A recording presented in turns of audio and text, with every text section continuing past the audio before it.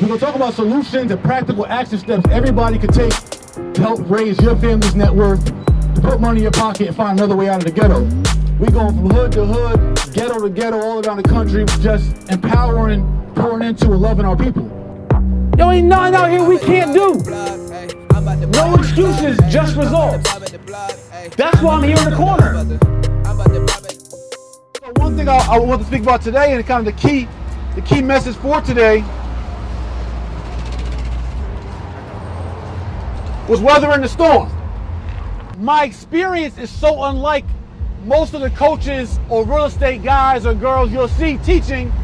Most of them you'll see an MBA next to their name, or you'll see some kind of PhD next to their name. They're some kind of scholar or Harvard grad, or they went through whatever they went through. But for me, I just give back to you my current day storm. I give to you that, but I also give to you my past and what allowed me to be able to weather this business storm, because I went through what I went through in the streets, on the corner, and in my personal life. And that can relate to everybody, because we all have a corner, whether we stood on the corner or not. See, the corner is your place of comfortability. See, for me, it took me to get out of my comfort zone and my corner zone to step out into a new place in business and real estate where I had no experience, no college education, and stepped out as a 3-time felon and a Section 8 kid and a welfare kid to get into business, to figure it out over 12 years and to be able to amass a net worth of over $10 million. So I give to you all my experiences, my real life experiences, and I like to give it to us as real and raw and relatable as possible, because I want us to win. I don't want to gas you up. I don't want to fluff you up. I don't want to make you think that this thing is a piece of cake without no work. Now, the strategies to real estate are easy. Real estate is one of the easiest businesses that you can get into. But the work is still hard.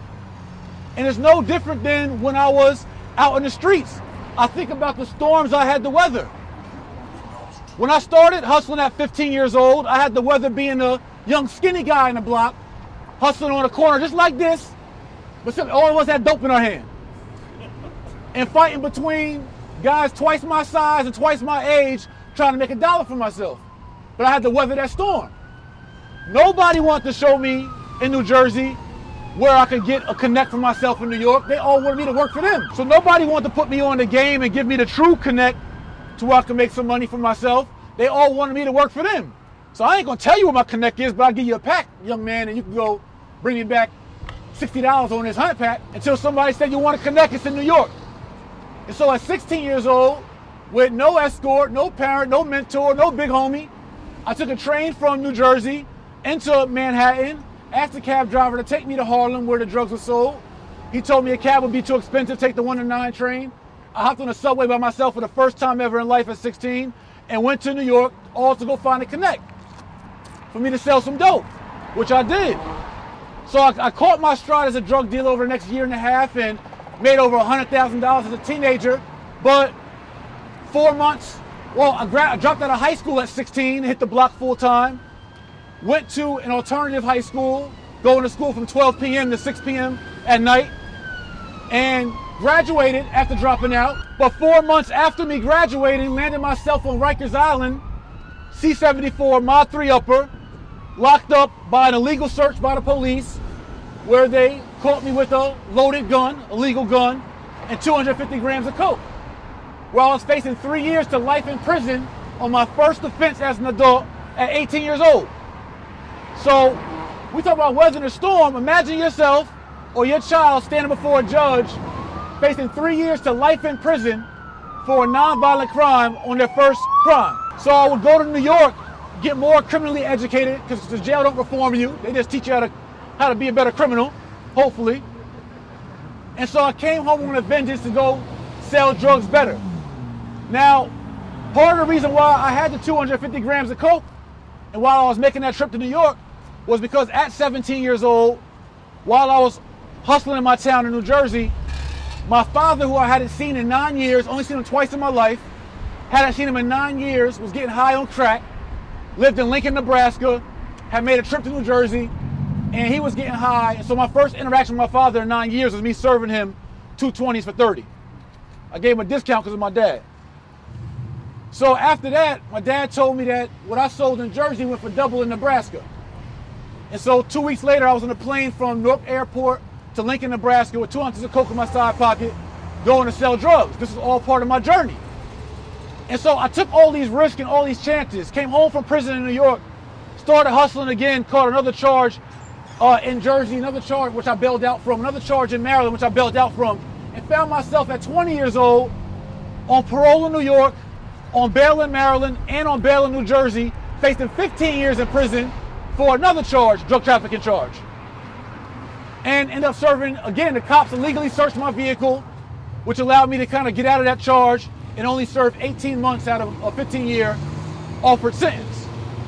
But imagine again, me at 20 years old, on parole in New York for an A2 felony, on bail in New Jersey for a secret indictment, and on bail in Maryland for a series of drug trafficking charges, still selling drugs to pay my attorney and to stack money for when I go to prison, but facing 15 years in prison at 20 years old while out on 2 bails and parole.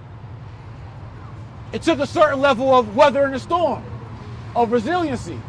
And so I tell you about some of these things, and I can go into even deeper stories of physical abuse I grew up under, mental abuse, emotional abuse, sexual abuse. And so my whole life I've been weathering storms. And see, I take the same thing in the business. And what I'm trying to say, and the reason why I'm giving you those personal stories, because I know that we all have our own storm.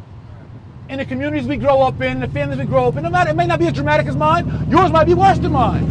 But my whole point is that whether it be your personal life or your business life, what I want to impart with you and with us is that when you get into entrepreneurship, whether it be through real estate investing or not, there's going to be some ups and downs. There's going to be some storms.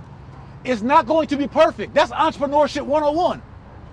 Is the entrepreneur and millionaire mindset is understanding that there's going to be a storm and a battle that I'm going to have to weather. And once you get that across, it makes it so much easier to you to get into real estate, get into wholesaling real estate, we discussed, flipping your first property, being a landlord.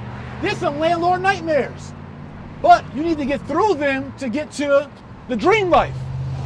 See, often we try something out one time, it don't work out all peachy cream how it was on HGTV, and now we don't get on entrepreneurship and back to the plantation.